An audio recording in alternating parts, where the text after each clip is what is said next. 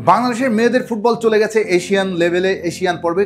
আগামী মার্চে বাংলাদেশের জাতীয় নারী ফুটবল দল এশিয়ান কাপ খেলতে যাবে অস্ট্রেলিয়াতে। কিন্তু বাংলাদেশের ছেলেদের ফুটবলে এখন আমরা এশিয়ান পর্যায়ে যাওয়ার কোনো সুখবর পাইনি। এরকম একটা সুখবর পাওয়ার একদম দোরগোড়ায় দাঁড়িয়ে আছি আমরা। বাংলাদেশের একটি ছেলেদের দল মানে আন্ডার 17 টিমটা এই মুহূর্তে খেলছে চীনে। মাত্র এক ম্যাচ দূরে আছে এশিয়ান কাপ থেকে। তারা যদি রোববার চীনকে হারাতে পারে, বাংলাদেশ অনূর্ধ্ব-17 ফুটবল দল, বাংলাদেশের কোনো ছেলেদের ফুটবল দল চলে যাবে এশিয়ান পর্যায়ে। এরই মধ্যে পুরো টুর্নামেন্টে বাংলাদেশ অনূর্ধ্ব-17 দল অসাধারণ খেলেছে, 4 ম্যাচের প্রতিটি জিতেছে। একই সঙ্গে কালকে যে চীনের সঙ্গে, তার চীন হচ্ছে সবচেয়ে কঠিন প্রতিপক্ষ ছিল এই গ্রুপে, সেই চীনের সঙ্গে কালকে অলিখিত ফাইনাল। চীনও দুর্দান্ত খেলছে, তারা স্বাগতিক দল। চীন 4 ম্যাচে গোল দিয়েছে 38টা, সেখানে বাংলাদেশ 4 ম্যাচে গোল দিয়েছে 19টা।